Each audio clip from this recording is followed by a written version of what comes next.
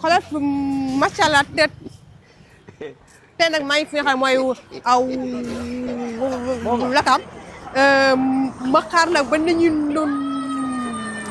ndogg ba pare rek ma fës seene xool ñoom nan la ñuy dundee li nga xam ne mooy koor gi léegi su lu baaxee rek soxna si li ma de baal ma de baal ma de ba lii ma la ba yàqam ci yàqam ci woo non yàkkamtiw ma. tur bi. man awalaatu.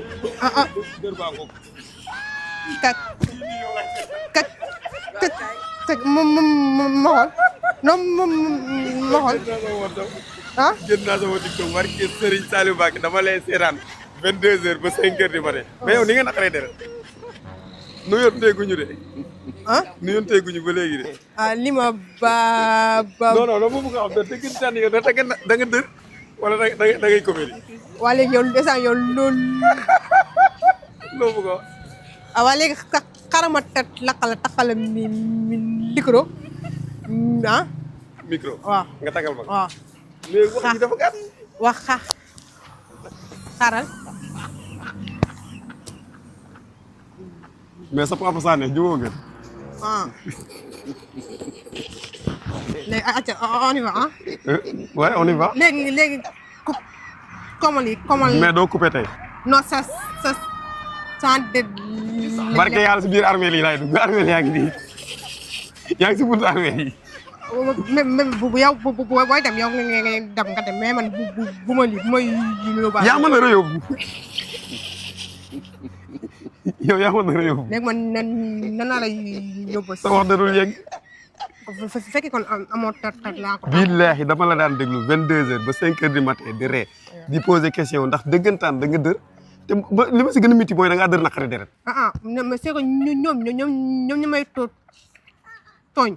maanaam ñoom du ñu may la eggali ma eggali. dèjà yow yaa ngi nii doo may ma eggali. non déglu naa la dafa xaw a yàgg rek. yow lii bi tout. Mallu Ndiaye laa tudd. Mallu laa tudd. waxagoo li nga bëgg a wax mais xam naa li nga bëgg a wax Mallu laa tudd Mallu Ndiaye. ok léegi damay poser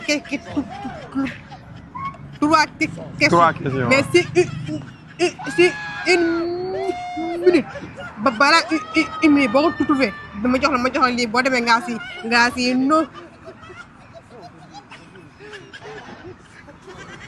barke yàlla question bi bu jeexee si trois si yow boo ko sa question bu mot une minute. waaw bu motul une minute rek sama réponse mot na une minute. maanaam yow da nga may jox lii. dama lay jox 1000 francs bu sa question yemee si une minute. trois questions yi portable bi alma ko chronomètre bi génneel ma ko chronomètre bi génneel mu gaaw ok léegi dama lay poser trois questions. si une minute. sama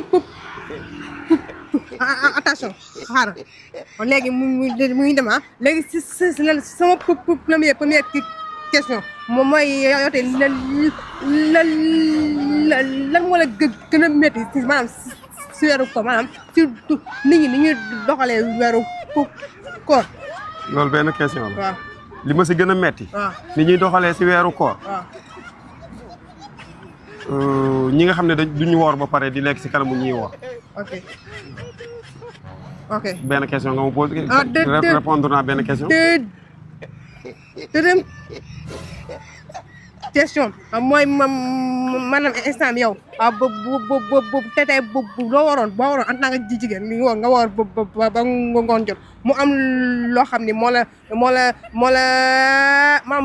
xam ni moo la arrivé. xam nga lu ma metti waaw mooy fi mu toll nii yow sa wax yi par exemple man sama tontu. deful 10 secondes. waaw te yow instant yi romb nañ une minute. waaw mais yow noonu la la yàlla bindee. waa léegi kon 1000 francs yi man maa ko moom. dam naa ne bu fekkee sama question boo ko tontoo si lu mat une minute laa la wax. mais yow sa wax rek ëpp na une minute. mais man su samay 3 questions da eggul. mais yow sa benn question bi romb na une minute. waa léegi du ko doo coupé de. waaw mais une minute. mais une minute man 10 secondes laa si wax. waaw mais man samay question tout 3 questions et li nga ko posé une minute léegi une minute mat na kon kay mën nañoo kon maa moom 1000 francs bi. mais man sama question eggul sama question eggul yi. léegi kar si kan la tardé. mais si li man. yow lii moo tax doo jubóo kenn yow da ngay tooñ nit ñi ba pare njëkkale ne mer ba pare imposer say loi Laye Matar on est où là man waxoon naa la yow yaa ma yóbbu si armée bi maa ko bu coupé doo coupé sama 1000 francs.